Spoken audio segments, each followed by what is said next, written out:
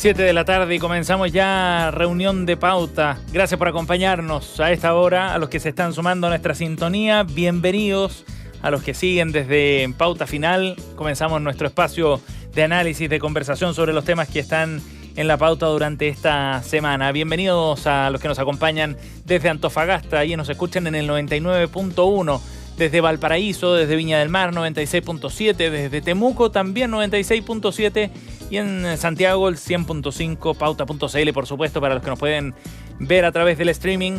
Todos bienvenidos a nuestra edición del día de hoy para conversar junto a nuestros panelistas. Le vamos a dar la bienvenida de inmediato a nuestro equipo de este miércoles 26 de enero. Están junto a nosotros Eduardo Olivares, periodista, doctor en Ciencia Política de la Universidad de Manchester, máster en Asuntos Internacionales de la Universidad California San Diego, editor general de Pauta. ¿Cómo estás, Eduardo? Bienvenido. Muchas gracias, Sebastián. Muy buenas tardes. Gracias por acompañarnos. Magdalena Mervilá está junto a nosotros, historiadora, directora ejecutiva de Red Cultural. ¿Qué tal, Magdalena? Muy bien, ¿cómo estás, Seba? ¿Cómo estás, Eduardo? Gracias por acompañarnos. Y nuestro equipo lo completa el día de hoy. Diego Vela, economista, máster en Sociología Política de la London School of Economics, militante de Revolución Democrática, director ejecutivo de Rumbo Colectivo. ¿Qué tal, Diego? Bienvenido. Hola, Sebastián. Hola a todos. Gracias por sumarte. Gracias por estar con a nosotros, Diego, en nuestro último capítulo ya de día miércoles de reunión de pauta. Estaremos durante febrero recargando pilas para un año que va a estar bien entretenido. Tendremos buenos capítulos a partir de marzo junto a nuestros panelistas. Bueno, ha sido un enero sumamente noticioso. Hay hartos temas para analizar durante esta semana. Y vamos a comenzar hablando del Banco Central, que ha tenido un protagonismo, yo diría que desde mediados del año 2020, en el contexto de la pandemia. Ha hecho noticia con mucho más frecuencia, por otras razones ajenas a la de su mandato quizás, ¿no? Pero fundamentalmente por el tema de los retiros se transformó en un objeto o en un protagonista político más bien relevante. Y eso le ha dado más realce también a la discusión que se está dando en el contexto de la Convención Constitucional sobre el rol que tiene el Banco Central. Ahora además ha hecho noticia también por la salida de Mario Marcel. Y es interesante ver cómo en la definición de quién reemplace a Marcel o quién sea el nuevo presidente o presidenta de la instancia, uno de los desafíos también tiene que ver con cómo posiciona en el debate político al instituto emisor. Y nosotros queríamos partir con nuestra pregunta del día de hoy, a partir de todos estos antecedentes, respecto a lo que se está discutiendo fundamentalmente en la convención. ¿Se debería agregar un mandato adicional al Banco Central además de la inflación? Es lo que están planteando algunos convencionales y es el tema que queremos poner sobre la mesa el día de hoy. Magdalena, ¿qué crees tú? No, yo creo que no. Yo creo que el Banco Central, a ver, una de las cosas es que hay una obsesión por tratar de cambiar todas las cosas. Cuando las cosas han funcionado bien, como están, esas cosas hay que dejarlas. Es algo muy soberbio el pensar de que hay que cambiar todo, que hay que refundar todo. El Banco Central se creó con una intención que lo ha hecho muy bien a nivel país y ha sido una institución fundamental, y ese es su rol. ¿Y por qué ese es su rol? Porque ese era nuestro drama, que eso es lo que la gente olvida. La gente olvida que el tema inflacionario era el gran problema país. O sea, cuando uno hace historia, y no solo hace historia, sino que también podemos hacer historia gráfica, yo que generalmente en mis charlas pongo muchas imágenes, uno empieza a hojear la revista Topase, por ejemplo, que tiene unas caricaturas que se las encargo porque la verdad es que a uno le puede hacer el día hojear la Topase, las caricaturas. Pero hay unas caricaturas fabulosas de unas gordas, así como la doña Tremebunda de Condorito, que la están metiendo al refrigerador y dice congelación de precios. O sea, nuestro drama era la inflación. Después hay otro que está tocando una gaita y se le infla una cosa y dice inflación. Pero la inflación la olvidamos. Entonces, hoy día nosotros partimos por sentado, cierto, ha subido un poco, pero todavía no alcanza el nivel dramático del pasado. Y el Banco Central ha sido estratégico y clave en eso. ¿Por qué cambiarlo? Entonces, esa es mi pregunta. ¿Por qué tratar de cambiar todo? ¿Por qué tratar de dejar la huella en todo? Eduardo. Mira, el Banco Central alemán, el Banco Central Europeo establecen como objetivo único de sus entidades monetarias el control de la inflación o la estabilidad de los precios. Y en general hay experiencias para todo. Hay países, el que siempre se cita de Estados Unidos, sí, y tienen un doble mandato, que es de la inflación, por un lado controlar la inflación y por otra parte también asegurar que se tienda a un pleno empleo, ¿verdad? A la estabilidad del empleo. Sin embargo, economías como la norteamericana no tienen que preocuparse como economías como la chilena del tipo de cambio, por ejemplo. ¿Ok? Y en ese sentido, por lo mismo, es inconveniente que se abran otros objetivos al Banco Central más allá del que se le ha entregado hasta ahora. Tiendo a compartir lo que dice Magdalena, en el sentido de que no todo tiene que ser cambiado porque significaría que todo está mal. Y además la tradición del Banco Central autónomo con estos objetivos de inflación, para quienes todo verdad lo manchan a partir de lo que ocurrió en 1980 con esa constitución, es una tradición jurídica que viene de mucho antes. ¿Ah? El Banco Central fue creado en 1925, precisamente después de la misión Kemmerer. Entonces, no tiene que ver con el año 80, sino que tiene que ver con una tradición mucho más antigua, y luego la experiencia comparada indica que bancos centrales con economías como la nuestra tienden a funcionar mejor cuando tienen un solo objetivo claro como este. Diego. Sí, no, yo, o sea, en primer lugar, compartir la importancia de combatir la inflación, y esto como para todas las personas, la inflación es regresiva, perjudica principalmente a las personas más pobres y es una prioridad fundamental del país, y en ese sentido el objetivo de atacar la inflación ha sido fundamental y ha sido muy exitoso el Banco Central de Chile. Pero respondiendo a tu pregunta, yo creo que justamente viendo la evidencia comparada, lo que uno observa, por ejemplo, el Banco Central Europeo hoy día está adoptando otros también objetivos, como por ejemplo el buscar finanzas sostenibles. Y eso es porque hay que entender que si bien la inflación es prioritaria, también la política monetaria puede afectar de otras maneras la economía en dimensiones que son muy relevantes en lo cotidiano de las personas. Entonces, por ejemplo, considerar el objetivo de sostenibilidad o en el fondo de buscar una financiarización más verde es un objetivo que yo creo que podría ser plausible de considerar. Y por otro lado, también como todas las personas que estudian harto economía, saben que en el fondo la inflación tiene una relación también con crecimiento. Entonces, ahí el desafío es buscar un equilibrio necesario en el fondo en cómo uno puede generar una inflación controlada. Por eso el objetivo generalmente de inflación es 3%, no es 0%, sino un 3%, se puede generar un crecimiento, pero también entender de que si es que generamos ciertas políticas monetarias, también podemos ayudar a generar, por ejemplo, más empleo, más crecimiento. Y eso es una discusión que en Estados Unidos, por ejemplo, se ha dado con mucha profundidad en el Congreso, y todos los economistas, un consenso es que lo que se creía antiguamente de que era que la inflación era contraria al crecimiento, en el fondo, si es que uno generaba más pleno empleo, íbamos a tener mucha inflación. Hoy día lo que sabemos que es la conocida curva de Phillips, eso se ha mostrado que es mucho más tolerante de lo que los economistas preveían. Entonces, en ese sentido, incorporar objetivos como por ejemplo el ayudar a pleno empleo podría ser positivo no solo en el sentido de resguardando la inflación como prioritario, pero también generando otras condiciones que dan bienestar a la población. Entonces, al menos lo que nosotros hemos visto, y también basado harto en la evidencia internacional y experiencia comparada, es que sería idóneo que pudieran incorporar al menos estas dos objetivos complementarios también a este objetivo prioritario que es controlar la inflación. ¿Puedo mencionar algo ahí? Sí, Eduardo. Esta conversación es medio abstracta, ¿ok? En general, cuando estamos hablando hoy, objetivo, inflación, crecimiento, la principal herramienta que tiene el Banco Central de Chile y los bancos centrales es una sola. La principal herramienta, tiene muchas más. La principal se llama tasa de política monetaria o tasa de interés.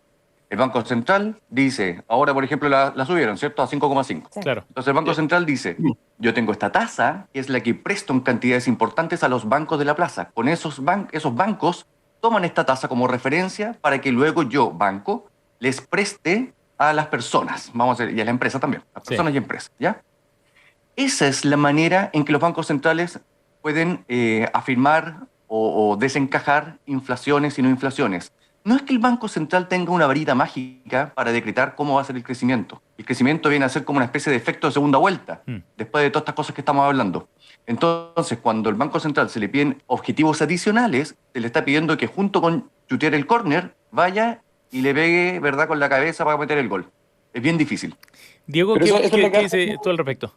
Sí, o sea que eso es lo que hacen varios bancos centrales a nivel mundial y en el fondo en entender, y también acá yo creo que hay otra dimensión que es la que hoy día se está discutiendo en la convención, que creo que es relevante, es que también los bancos centrales, si bien la autonomía es relevante, también es necesario muchas veces que tengan espacios de coordinación con el gobierno central, porque hay políticas que requieren de esa complementariedad entre las dos partes. Entonces, si bien por un lado está la política monetaria que define el Banco Central, también está la emisión de bonos, está el control de las reservas, hay otro tipo de instrumentos que pueden ser relevantes o deuda que puede generar con el Estado, que hay que ser muy cuidadoso en cómo manejan esto. Entonces, yo comparto creo que el espíritu de lo que estamos planteando. La inflación es fundamental y en ese sentido el Banco Central de Chile lo ha hecho súper bien en ese sentido y tenemos que resguardar que siga cumpliendo con eso.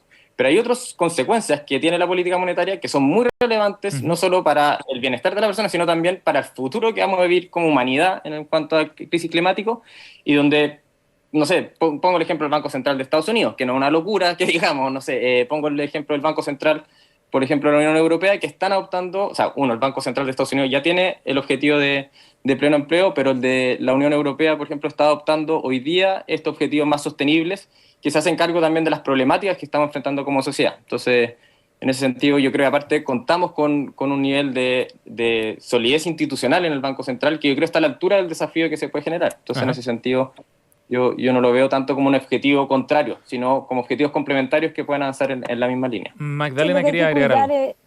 Sí, que hay que cuidar muchísimo el tema de la autonomía, porque una de las cosas que hay una tentación es de quitarle, o sea, de mantener la palabra autonomía, porque en todos estos cambios muchas veces hacen ciertos cambios semánticos que cambian al final todo el contenido, porque el que sea totalmente autónomo es esencial, porque efectivamente cuando hablamos de coordinación con el gobierno, eso es una tentación muy importante que en la historia, y por eso es importante conocer la historia, porque cuando nosotros miramos la historia podemos comprender el presente y proyectar el futuro. No hay otra forma de hacerlo. Y en el pasado, ¿qué es lo que sucedió cuando no había una autonomía como la que existe hoy día? El gobierno de turno finalmente presiona y termina haciendo que se emitan los billetes, y eso genera inflación y por lo tanto va en contra del mandato mismo. O sea, la autonomía es esencial para poder cumplir con el primer mandato, que es precisamente controlar la inflación para evitar ese impuesto que los gobiernos generan en los ciudadanos cuando no tienen cómo financiar las cosas, porque eso es la inflación. La inflación al final es un impuesto. Yo puedo hacer una cita histórica que creo que es interesante. Vale, o sea, yo comparto de que hay que mantener, sí, los niveles de autonomía, pero la dictadura en Chile, con la constitución, en el fondo que nos rige hasta el día de hoy, impuso la autonomía, pero no la implementó. La implementó al final como ley orgánica constitucional en el último día, o penúltimo, no sé, el último año en el fondo de la dictadura en el fondo. ¿Y qué demuestra eso? Que finalmente esta autonomía, que si bien había una razón más ideológica detrás, ellos no la practicaron en esos 5 años, fue más una ley de amarre que dejaron en los últimos días de la dictadura. Y también en la evidencia internacional se observa que, yo comparto que debe tener que haber autonomía, partiendo de esa base, Sí. pero en la evidencia internacional se muestra que la autonomía muchas veces no es lo más relevante para que realmente se asegure esa independencia. Los bonos privados tienen mucha más incidencia finalmente en el comportamiento del Banco Central que estas políticas de coordinación con el Estado no. Entonces, eso como dato histórico, y que también creo que la discusión es compleja y en ese sentido la experiencia comparada es súper relevante e ilustradora para la discusión que está teniendo la Convención Constitucional. Sí, está muy bueno el debate. Cuando han surgido ya algunas propuestas desde el colectivo socialista, por ejemplo, para generar cambios dentro del banco, abriéndose la posibilidad incluso de algún tipo de control político, han dicho, no necesariamente acusaciones constitucionales, pero eso quedaría después, han planteado hoy día el convencional Cristian Viera, pero va a ser interesante y uno de los temas probablemente centrales también en materia económica dentro del debate en la convención. Estamos junto a Eduardo Olivares, Diego Vela, Magdalena Mervilá, nuestro equipo de este miércoles aquí en Reunión de Pauta, y vamos a ir a los temas de fondo precisamente para hablar sobre la convención, porque ha estado muy activa esta semana, con hartos debates y hartas propuestas además que han generado debate público, digamos, y que han abierto la discusión mucho más allá de la propia convención. De alguna manera se empieza a ver cómo se está fraguando ya algunas propuestas específicas con argumentos de fondo y cómo se empiezan a coordinar unas con otras. Ha sido una semana bien intensa y por eso, más que detenernos en una propuesta en particular o en una discusión, lo que queremos es mirar la fotografía más completa de lo que está ocurriendo en la convención. Pero déjeme mencionar algunos temas. Por ejemplo, la Comisión de Medio Ambiente y Modelo Económico de la convención aprobó en general una norma sobre derechos de pueblos y naciones preexistentes. Y esta, en su artículo 2, anula cualquier permiso de exploración y explotación minera, forestal, de uso hidroeléctrico, entre otras, en zonas que sean consideradas como ancestrales. Por supuesto que los efectos económicos de eso ustedes lo podrán lo podrán imaginar. Pero esa es una propuesta que abrió toda una controversia. Otro tema tiene que ver con esto que se ha denominado como una reforma para crear un sistema de justicia en nuestro país que sea distinto al Poder Judicial como se conoce hoy día. Distintas normas ingresadas y aprobadas por la Comisión de Sistemas de Justicia apuntan a lo que se ha denominado como pluralismo jurídico, y lo que significa que conviven distintos sistemas de justicia, uno paralelo, por ejemplo, para pueblos originarios también. Otro tiene que ver con acotar los plazos en los que pueden desarrollar su trabajo los ministros de la Corte de Apelaciones o los jueces, en fin, hay varios puntos y eso nos va dando una fotografía, digamos, porque es una semana particular del trabajo que está haciendo la convención. Pero me gustaría que pudiéramos ir explorando cómo evalúan ustedes las señales que se dan desde la convención. Eduardo, ¿cómo interpretas tú lo que está pasando con estos debates y estos ejemplos que hemos puesto sobre la mesa? En pintura general, se nota que ahora la convención está entrando, ¿verdad?, en el fondo de los contenidos, más allá de que están discutiéndose hoy día propuestas que son de normas, propuestas generales de normas, eso se está votando. Por lo tanto, después vienen indicaciones y propuestas más bien particulares de normas. Lo que vemos, por lo tanto, es eso. Cuando eso ocurre, bueno, se empiezan a mostrar, ¿verdad?, cuáles son las verdaderas tendencias que hay dentro de la convención con los distintos colectivos y sus prioridades y sus agendas. Ahora, de los que tú mencionaste, yo creo que hay dos cuestiones bien distintas. ¿Okay? En el primer caso, estamos hablando de extinguir, ¿verdad?, los permisos de exploración y explotación, y eso es básicamente atentar contra el artículo 17 de la Carta de Derechos Humanos, que establece la protección de la propiedad privada. Cuando tú tienes un permiso, bien es cierto, un permiso desde el punto de vista jurídico no es tener propiedad sobre algo, sino tener un derecho, ¿verdad?, sobre un bien. De todas maneras, tú para llegar allí tuviste que haber atravesado una serie de requerimientos, autorizaciones, para poder hacerse de ese derecho. Cuando es la Constitución la que te está diciendo que se extinguen, te está básicamente haciendo papel en blanco y echando, ¿verdad?, por la borda todo tipo de iniciativas que los privados, en este caso, habían articulado. Eso por un lado, eso es una dimensión. Pero fíjate que lo que más me preocupa, no me voy a meter en la parte del Poder Judicial, supongo yo que lo vamos a ver después. Lo que más me preocupa es que esto puede generar un incentivo perverso a convertir la ancestralización, ¿verdad?, las pertenencias originarias, en un nicho de negocio. En un nicho de negocio, y lo digo bien respetuosamente. O sea, yo aquí separo a la gente que... ¿A qué te refieres, Eduardo? Separo a las personas que de manera original, de manera auténtica, claman un derecho, ¿verdad?, sobre sus raíces ancestrales.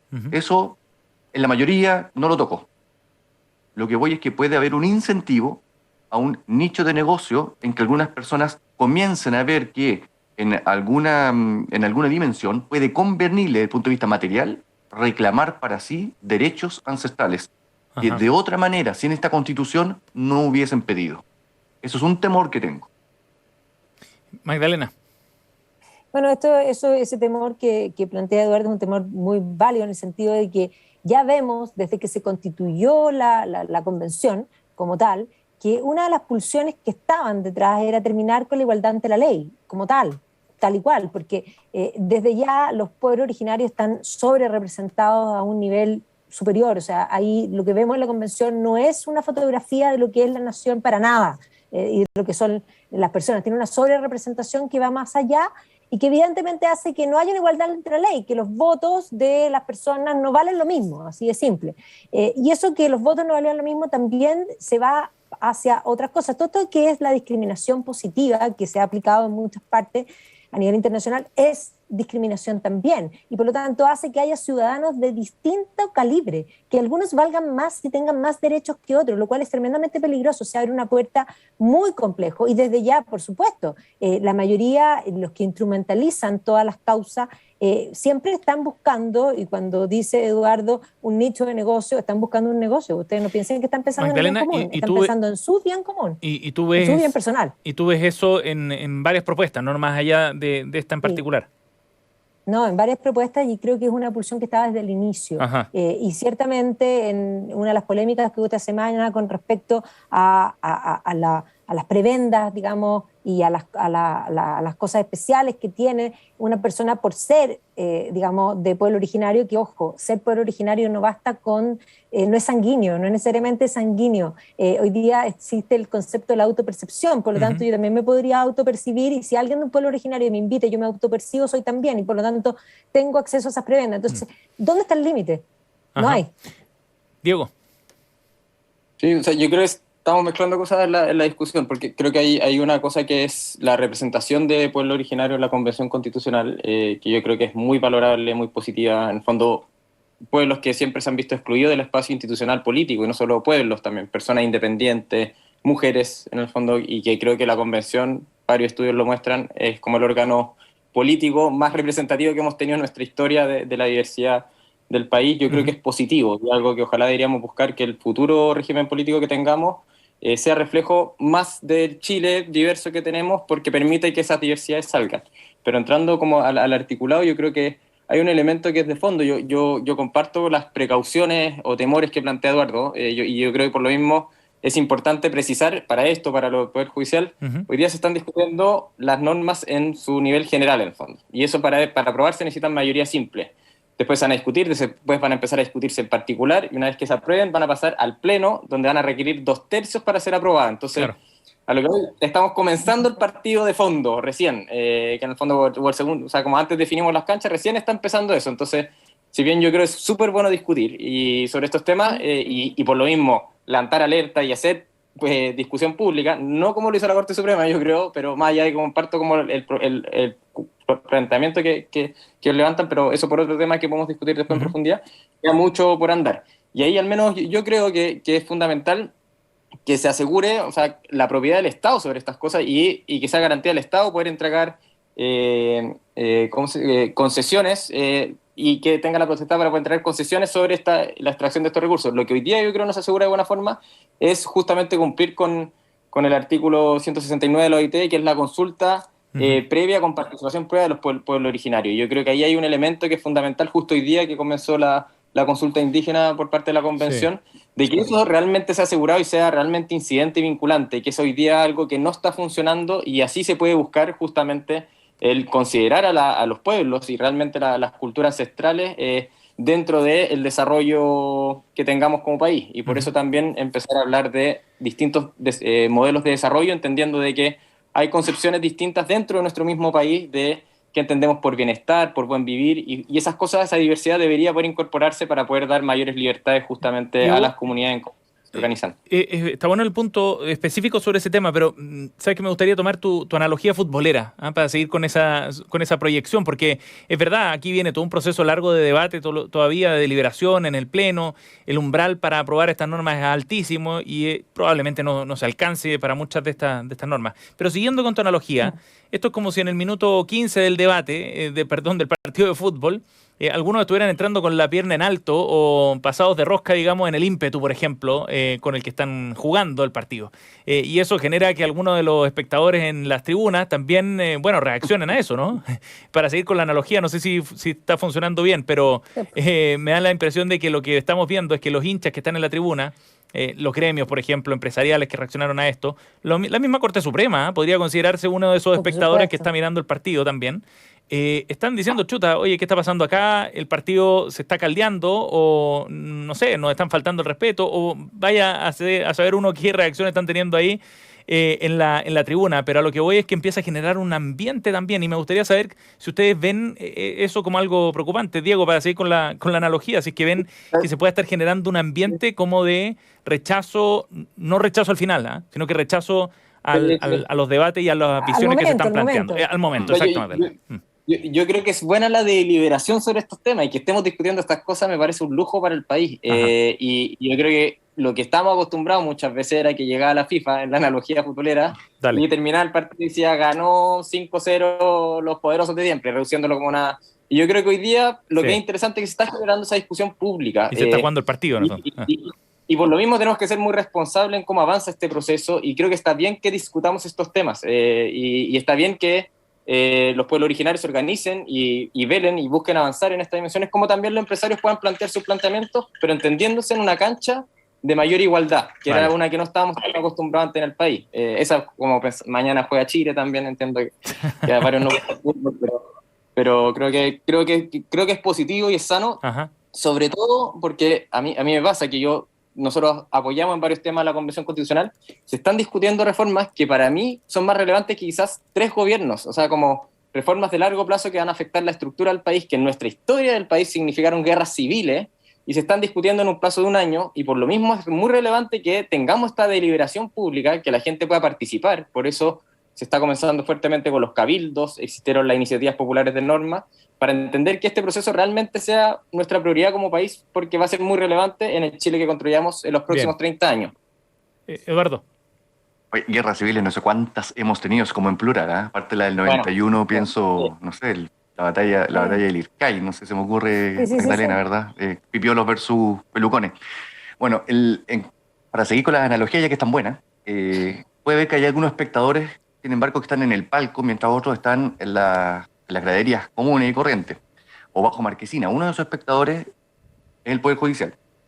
El Poder Judicial emitió una declaración, ¿verdad?, diciendo que estaba preocupado por estas normas que se estaban debatiendo, que de alguna manera restringían la inamovilidad de los jueces y dan buenos argumentos.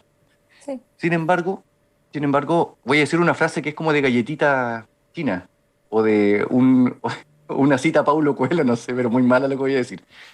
Puedes tener razón, sin embargo, quizás estás en lo incorrecto. Puedes tener razón, pero no estar en lo correcto. Puede que el argumento del Banco Central o la inquietud del Banco Central sea totalmente correcta. Del Poder Judicial. El Poder Judicial, perdón, el Poder Judicial. La Corte Suprema lo representa, ¿cierto?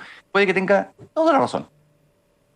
Pero no es la oportunidad, no es el momento, porque efectivamente luce mal. ¿Y saben por qué? Porque yo creo que no es un espectador. Uh-huh. La Corte Suprema, el Poder Judicial, o es guardalínea o es árbitro. Pero un papel juega en esa cancha. Porque resulta que si después vienen convencionales que verdad imponen, verdad, o llevan a la Suprema algún requerimiento, como ha ocurrido, que lo han llevado hasta las apelaciones, y las apelaciones no lo aceptó y la Suprema le dijo acéptelo, requerimiento de distinto orden, bueno, la Corte Suprema después tiene un decir. O sea, no es solamente un espectador, puede entrar a arbitrar. Y el otro árbitro o el otro guardalínea, ahí me cuesta más definirlo, es el Senado. Uh-huh. Pero eso será para otro día. Sí, Magdalena. Sí, bueno, pero en la disputa que se presentó contra, digamos, con el Poder Judicial, en particular con la Corte Suprema, con el comunicado que ellos establecieron, la Convención respondió diciendo que era ilegal lo que estaban haciendo porque iba contra el Código, en el Fondo Orgánico de Tribunales, sí. Y que se podían meter en otro poder. Y ahí lo primero que hay que decir es que la Convención no es un poder. No es el poder constituyente. El poder constituyente somos nosotros. Ellos tienen solo un mandato. Entonces, lo que ellos plantean es un error de principio porque ellos no tienen el poder. Ellos solo son los empleados que tienen que hacer un texto que nosotros diremos si está bien o está mal. Ellos no son el poder constituyente. Entonces, ahí hay un problema de dónde hablan, porque ese es un problema que va más allá de la disputa, porque ese es un problema que lo van a tener con muchos. Y por lo tanto hay que comprender que aquí son los mandatados y nada más. Uh-huh. Y nada más. Y si lo que sacan es muy malo, bueno, y no se aprueba, va a ser porque lo que sacaron es muy malo. Ojalá saquen algo bueno para que se pueda aprobar, pero por eso es tan importante que haya esta discusión y que no se sientan chugli sentido, voy a usar esa palabra porque creo que es la mejor que puede existir, porque alguien les critique, porque básicamente ellos dicen que quieren construir la casa de todos. Ya, pero Magdalena, si quieren construir la casa de todos, escucharlos a todos, pero ellos son solo los mandatados. Pero siguiendo esa misma lógica, tampoco podríamos escandalizarnos por las propuestas que salgan y se discutan dentro de la convención, ¿no? Supuesto, o sea, siguiendo la lógica de Diego que planteaba, bueno, este es el momento para discutir todas estas cosas. Por supuesto, si se van a discutir muchas cosas y cuando uno ve las propuestas de norma que populares, digámoslo así, y yo el otro día me metí, las leí casi todas, no las leí todas porque llegó un minuto que dije ya me está molestando, pero efectivamente uno se da cuenta que la mayoría de la ciudadanía no tiene idea de lo que es una constitución, porque las propuestas de norma son propuestas de leyes, no de constitución. O sea, ¿de cuántos tomos va a terminar esta constitución si eso lo consideramos? Entonces, aquí hay un problema que va más de fondo. La ciudadanía y los convencionales no entienden lo que es una constitución y no saben lo que ellos mismos son. Alterar una declaración donde ellos plantean que son un poder, digamos, del Estado, no lo son. Diego. Yo tengo una perspectiva distinta que Magdalena. O sea, en el fondo se ha delegado el poder constituyente a la Convención Constitucional, que son los mandatados justamente a redactar este texto, y acá voy a citar a Hernán Larraín, pero que primera vez que lo cito en mi vida, yo creo, pero que hoy día mismo reconocía que en el fondo no se iban a pronunciar como gobierno respecto a lo que hizo la Corte Suprema, porque entendía que era otro poder, pero a la vez la Convención Constitucional era soberana y no se iba a pronunciar respecto a las definiciones que tomara la Convención Constitucional. Y yo creo que eso es como el meollo del asunto en cuanto a la forma, que creo que fue errónea de la Corte Suprema, porque es distinto si es que algún ministro de la Corte Suprema, en su ejercicio de la libertad, haya planteado, libertad individual, de plantear una opinión al respecto, pero esto fue el Pleno que sacó una declaración, y eso creo que, desde mi perspectiva, es una intromisión que no corresponde, que está pasando a llevar justamente el artículo 4 del Código, como bien dijo Magdalena. Bueno. Pero en cuanto al fondo, yo sí creo que hay hartos temas que son súper relevantes en eso, y en el fondo ahí es como si es que hoy día se limitan los tiempos de los jueces, en el fondo, o sea, que no sea un tiempo la inhabilidad, eso puede pasar a llevar la independencia que hoy día tiene justamente el Poder Judicial. Y eso creo que es el debate de fondo, y espero que ojalá eso se pueda ponderar de buena forma, porque creo que es un debate complejo en la discusión que comienza ahora, en el fondo, que es la que están teniendo. Yo al menos creo que acá hay que poner harto ojo, porque también, como decía Magdalena, esto es una de las cosas que como país están funcionando bien. Entonces, al menos en esa dimensión, quizás el gobierno interno que tienen ahí, cómo son las promociones, como el desarrollo finalmente dentro del Poder Judicial, quizás ahí hay dimensiones que podríamos como discutir más a fondo y buscar cambios. Pero en esta otra dimensión, al menos yo lo que voy a hablar con distintos especialistas, Chile está súper bien considerado y valorado en cómo funciona. Bueno. Esto también nos lleva como una reflexión final, porque ya se nos va el tiempo, pero al desafío comunicacional también que tiene la convención, porque muchas veces temas trascienden a través de las redes sociales, por ejemplo, o de los medios con determinado foco. Queda la sensación para algunas personas de que estas cosas ya están más o menos plasmadas en la futura Constitución y ya están aprobadas, y claro, hay un montón de instancias previas. Ha habido un espacio de participación ciudadana también, donde han surgido iniciativas que probablemente no alcancen el umbral para ser discutidas luego en el mismo pleno. Entonces hay un tema de trabajo comunicacional también bien relevante, y para ir entendiendo todos los procesos que quedan por delante para estas normas. Pero está muy interesante el trabajo de la convención, el debate que se está dando ya mucho más abierto y más en concreto también, como decía Eduardo. Estamos junto a Magdalena Mervilá, Diego Vela y Eduardo Olivares aquí en Reunión de Pauta. Nos vamos a ir muy rápido a nuestra pausa a esta hora 7:32 para alcanzar a revisar las noticias coladas al regreso que traen nuestros panelistas. Antes de eso, los queremos invitar a que revisen el trabajo que Pauta, junto a la Facultad de Comunicación de la Universidad de los Andes, estamos haciendo para crear Watchdog Pauta, que es un servicio de fact-checking con muy buen olfato, cada viernes en las plataformas de Pauta.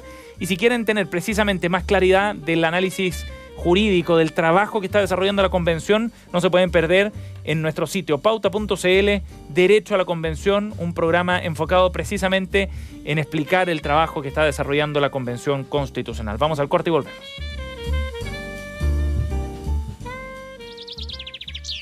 Todas las tardes, de lunes a viernes a las 8 p.m., Christian Warnken nos invita a pasear con él y con sus invitados en su jardín. Media hora de conversaciones y reflexiones. Una invitación a regalarnos una pausa en medio del tráfago de todos los días. No dejes de escuchar los sonidos y palabras de Desde el Jardín en Radio Pauta.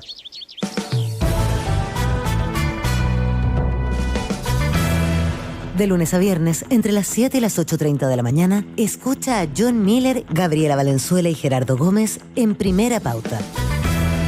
Conversa con nosotros en redes sociales y profundiza la información en nuestro diario digital pauta.cl.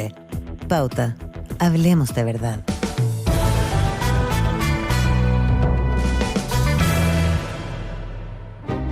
La Convención Constitucional diseñará las nuevas reglas de todo un país. Pero ¿cuáles son las atribuciones de este órgano constitucional? ¿Cómo debemos entender sus decisiones desde un punto de vista de la técnica legal? Pauta presenta Derecho a la Convención, donde el protagonista será el debate jurídico con abogados de amplio prestigio. Acompáñanos todos los viernes a las 17 horas por nuestra señal 2 de streaming en pauta.cl. Y cada domingo a las 10 de la mañana, una repetición del programa en nuestra señal FM de Pauta. Conversa con nosotros en redes sociales. Síguenos en pauta.cl en Facebook e Instagram y pauta-cl en Twitter. Participa. Comenta y comparte tu opinión. Pauta, hablemos de verdad. Ya estamos de regreso. Escuchas Reunión de Pauta. Pauta 100.5. Y estamos de vuelta, 7:35, aquí en Reunión de Pauta, para recordar nuestra efeméride del día de hoy. Hace 96 años, John Logie Baird presentó un revolucionario invento, el televisor. El inventor, ingeniero eléctrico, innovador escocés, realizaba el 26 de enero de 1926, casi un siglo, la primera demostración del sistema de televisión del mundo. Era una máquina compuesta por discos giratorios que eran capaces de escanear una imagen en movimiento y transmitirla luego a través de este cable telefónico a una pantalla que emitía esta luz de baja resolución. La marioneta Bill fue el primer objeto en aparecer en una pantalla y estamos recordando este hito que cambiaría las comunicaciones para siempre en nuestra edición de hoy de Reunión de Pauta.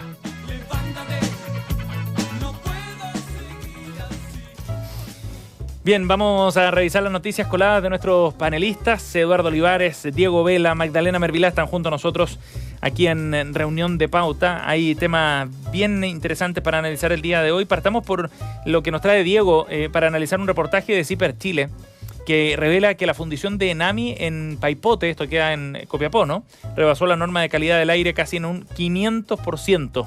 Diego, ¿por qué escogiste este tema para conversar?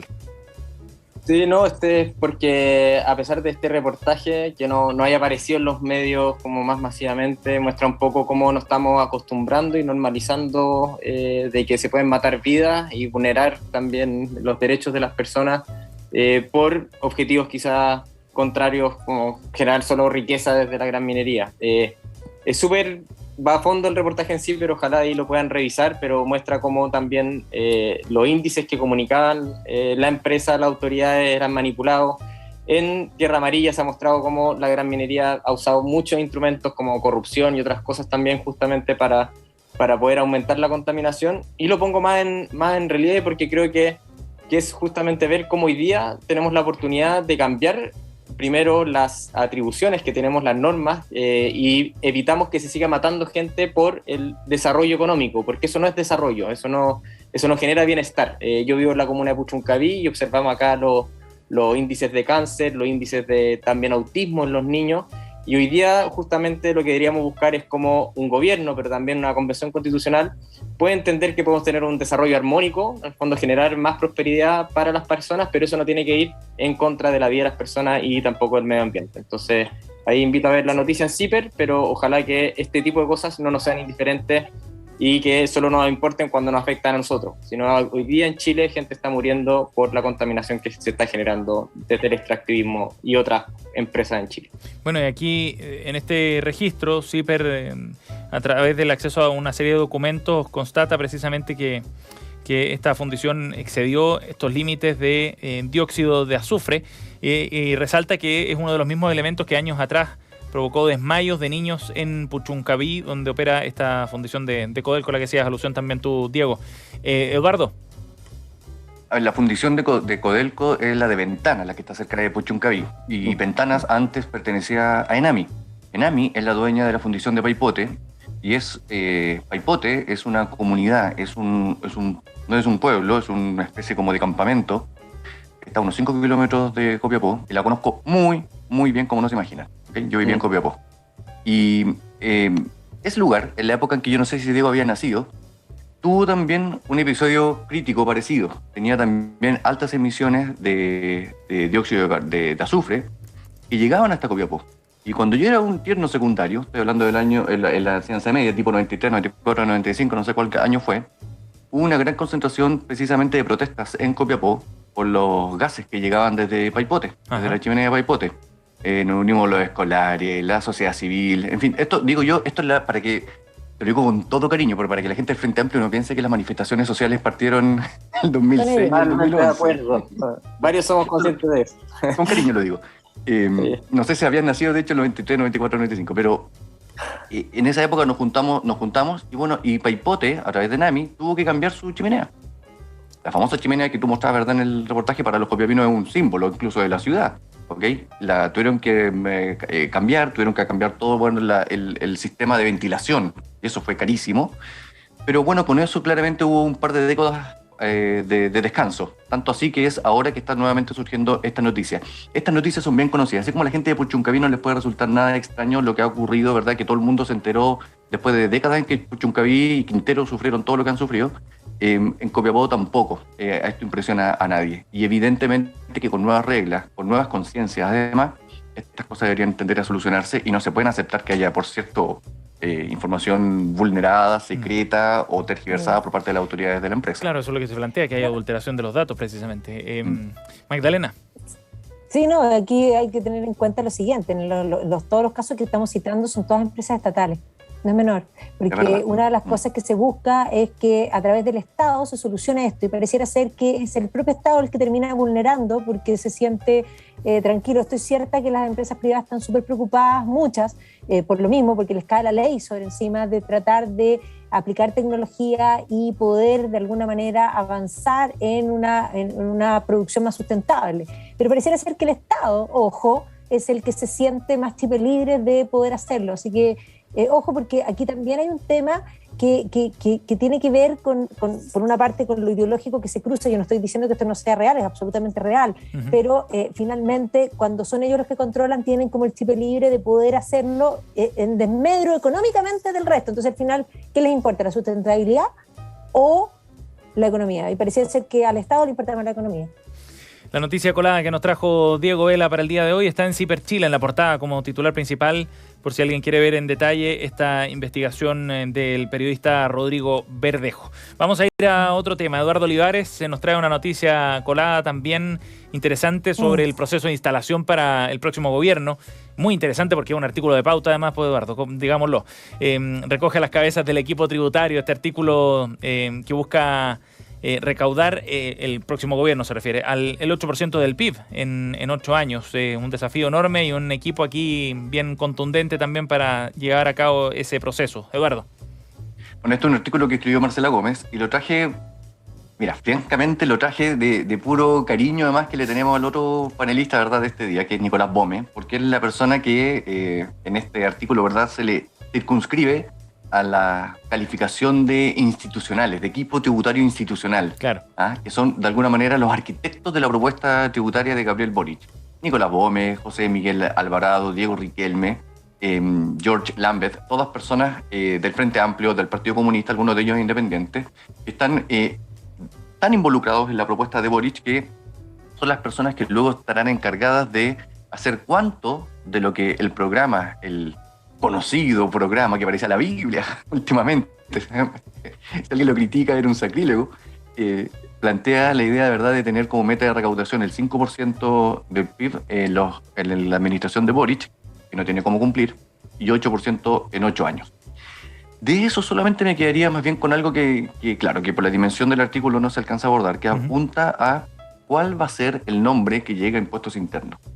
Yo creo que de las cosas que el gobierno de Boric sí puede controlar, no al nivel que él busca, pero sí puede controlar, apunta a cómo reducir la ilusión y la evasión, la denominada ilusión y evasión. Así, puesto como que todo fuera lo mismo, pero bueno. ¿Por qué? Porque eso es mucho más de resorte administrativo a través de impuestos internos. El actual director de impuestos internos difícilmente, creo yo, va a mantenerse en ese puesto. ¿Okay? Y entonces es allí donde buena parte de los nombres que considere Boric tendrán una tarea que hacer de aquí en adelante. Diego.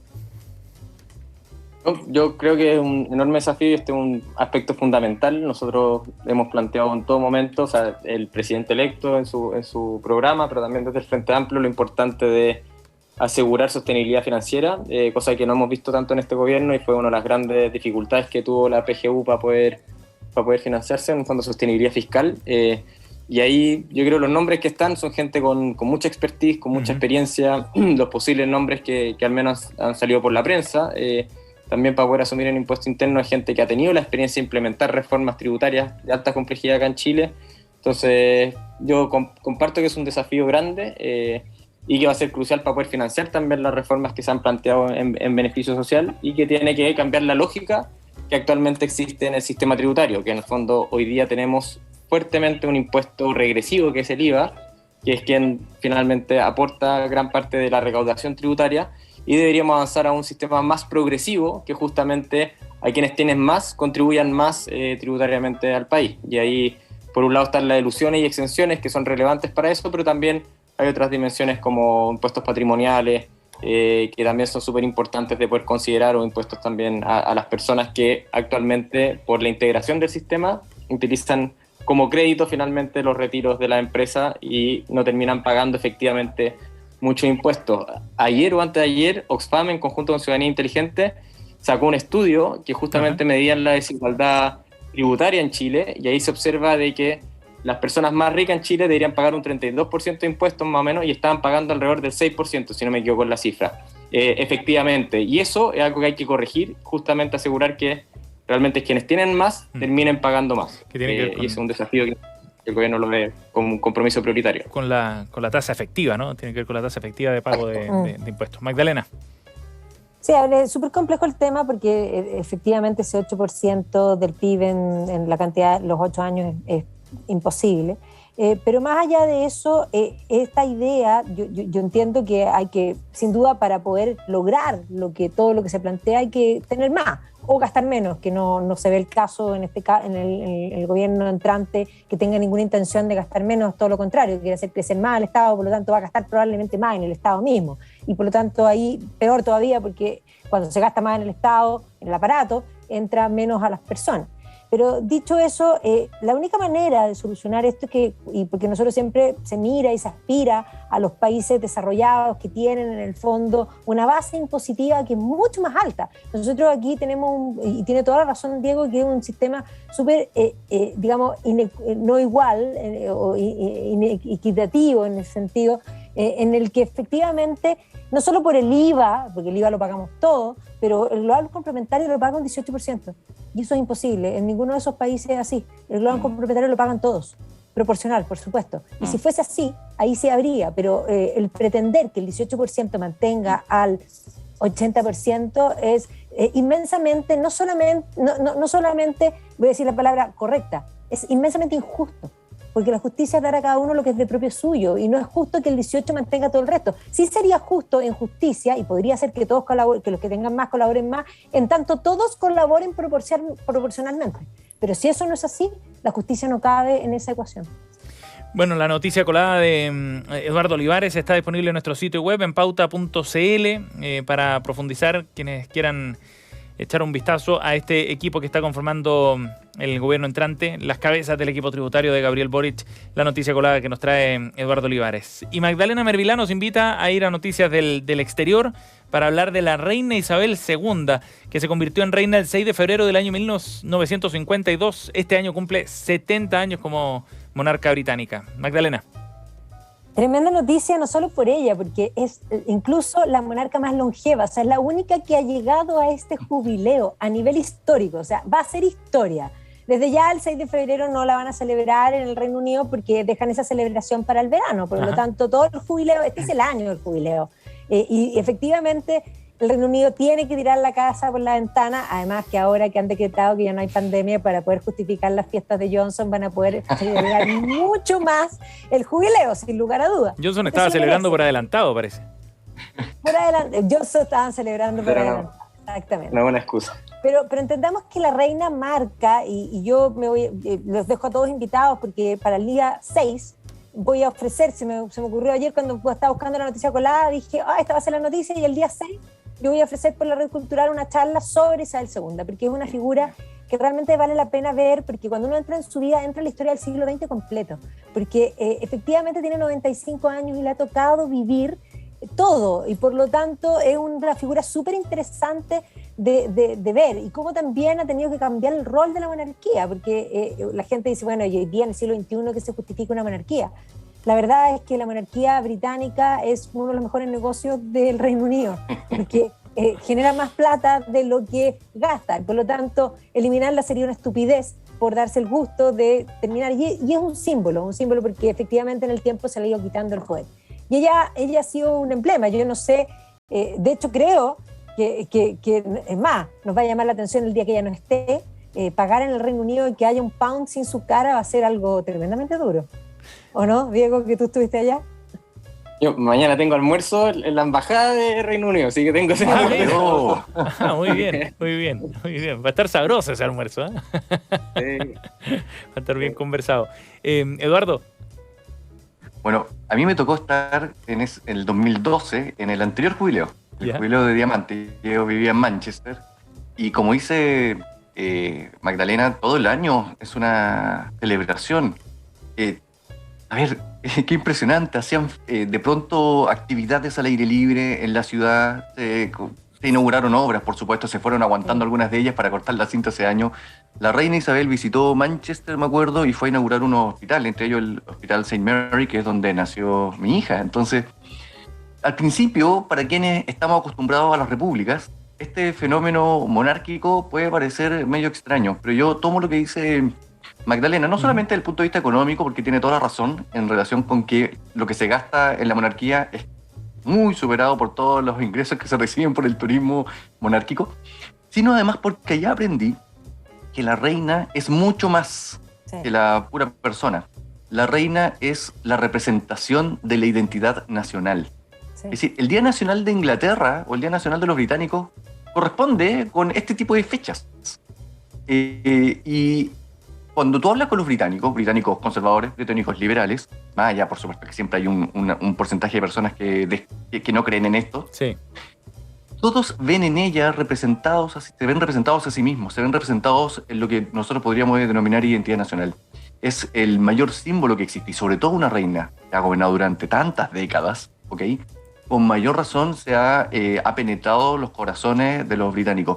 Yo veía académicos muy flemáticos, muy serios, que cuando hablaban de la reina, hablaban curiosamente con mucha pasión y cariño. O sea, se trastorna, ¿verdad? Toda la rectitud británica se trastorna cuando se trata de ella. Ella lo simboliza y creo que eso hace que, para quienes vivimos, ¿verdad?, en Chile o en otros lugares donde no tenemos monarquía, tengamos la mayor apreciación de estos fenómenos, porque son fenómenos nacionales. Interesante lo que genera, ¿eh? Es tan ajeno para nosotros, ¿no? Pero al mismo tiempo bien atractivo para muchísima gente que sigue con curiosidad lo que ocurre con la corona británica. La noticia colada de Magdalena Mervilá recordando los 70 años como monarca de la reina Isabel II. 7:52, nos quedan 5 minutos de programa, tiempo preciso para que vayamos a los datos, a los recomendados de nuestros panelistas el día de hoy. Diego, ¿cuál es tu dato para hoy día? Sí, o sea, viendo la conversación que tuvimos hoy día, quiero recomendar un libro muy bueno del Fondo de Cultura Económica que se llama Impuestos Justos para el Chile que Viene. Está editado por Jorge Atria y Cristóbal Otero, y es lo que busca ser un libro pedagógico sobre qué son los impuestos. Son, creo que 16 capítulos escritos por distintos especialistas que abordan la complejidad del sistema tributario en palabras simples, pero también con propuestas muy interesantes para el Chile que viene. Pasando colado algo también del segundo bloque, Dale. que hasta el 1 de febrero tenemos para apoyar iniciativas populares de norma. Entonces ahí invitar también a que quienes no han apoyado iniciativas se metan a la página web de la convención y pueden apoyar hasta 7 iniciativas populares de norma. Y nosotros desde Rumbo Colectivo recomendamos algunas, si es que quieren más información, ahí @Rumbo Colectivo nos pueden encontrar en las distintas redes sociales, pero invitar a participar porque la convención constitucional nos va a afectar a todos en el Chile que viene. Sí, pues es una muy buena instancia de participación y no es tan difícil tampoco hacer todo el proceso de respaldo. Y el libro está muy bueno también. Así que yo adhiero a las recomendaciones de Diego Vela aquí en Reunión de Pauta. Magdalena, tu dato para hoy día. Yo voy a recomendar una película esta vez, no serie, porque siempre recomiendo series. Ahora voy a recomendar una película que es una que está en Netflix, que acaba de salir, y que es sobre la conferencia de München, que es en el fondo Múnich, que está en Múnich en castellano, pero yo estuve en un colegio alemán, entonces no puedo decir Múnich, para mí eso es anatema. München, en vísperas de la guerra, ¿ya? Y precisamente se trata del acuerdo de München, ese acuerdo fatídico, en el que los políticos hicieron cocina más allá de todas las cosas, y básicamente es importante porque aparece de partida un Jeremy Irons que hace magníficamente de Neville Chamberlain, hasta se parece, y eso que no se parecen en nada, pero esas cosas que hace el maquillaje que queda extraordinario, con esa voz que es The Voice, porque Jeremy Irons tiene lejos la mejor voz, hace de este político que básicamente negocia, se muestra el momento en que negocian con Hitler la ocupación de los Sudetes, y negocia con alguien al frente que en el fondo tiene claro que no va a cumplir. Y ahí viene el punto, cómo se negocia con alguien y cómo se firma con alguien que uno sabe que no va a cumplir. Eso no asegura la paz y básicamente fue justo antes de asegurar la guerra. Así que es bien importante porque creo que es una lección política presente. Bien, muestran cuando Chamberlain llega con el papelito. ¡Sí! ¡Salvé la paz! Dice. Está bueno. Buena recomendación. Está en Netflix, decía, ¿no, Magdalena? Sí, está en Netflix, bien. Así que es súper fácil. Eduardo. A ver, ustedes han visto que he estado de Perico Trepa por Chile y voy a completar mi trilogía de Atacama, porque ahora voy a recomendar a las personas a que visiten Chañaral, la capital de la provincia homónima, la región de Atacama, fundada el 26 de octubre de 1833, y que visiten la Plaza de Armas, que tiene una iglesia muy interesante, o el Faro Monumental, que es algo que está, verdad, sobre unos roqueríos. Hablábamos delante acerca de los lugares que habían sufrido contaminación por empresas estatales y Chañaral fue uno de ellos, tanto así que se acuerdan ustedes que Ricardo Lagos se bañó en las playas de Chañaral para demostrar que ya no estaban contaminadas. Más allá de que yo no estoy muy seguro de recomendarle a la gente que se bañe en la playa de Chañaral, es muy extensa, muy bonita. Se trata de una ciudad muy sufrida. El año 2015 sufrió un aluvión que partió a la ciudad en dos. Yo estuve ahí hace un año y medio antes de la pandemia. Ajá. Y es una ciudad que si antes tú atravesabas de un lado al otro, bueno, ahora tienes que atravesar a través de un cierto camino que ha tenido que construirse para de alguna manera superar ese trauma del 2015. También desde allí usted puede visitar el Parque Pan de Azúcar, ¿okay? Que es maravilloso, claro. Y por lo tanto creo yo que es un destino bastante interesante, no tradicional, pero que está dentro de Chile. Bien, pues buena recomendación también, Eduardo Olivares, con sus datos turísticos para este verano 2022. Eduardo Olivares, Magdalena Mervilá y Diego Vela nos han acompañado en el último capítulo de Reunión de Pauta de día miércoles. Aprovecho de darle las gracias a los tres por participar con nosotros y por sumarse a nuestra invitación para hacer Reunión de Pauta. Que tengan unas excelentes vacaciones. Espero que los veamos, sí, bien digo, el marzo próximo, de vuelta con las pilas bien recargadas. Que esté muy bien, un abrazo. Muchas gracias. Gracias. Chao. Chao, Diego. Chao, Magdalena. Suerte. 3 minutos faltan para las 8. Ya viene Cristian Barken, como siempre, desde el Jardín a continuación, aquí en la 100.5. Que estén muy bien. Nos vemos mañana. Chao.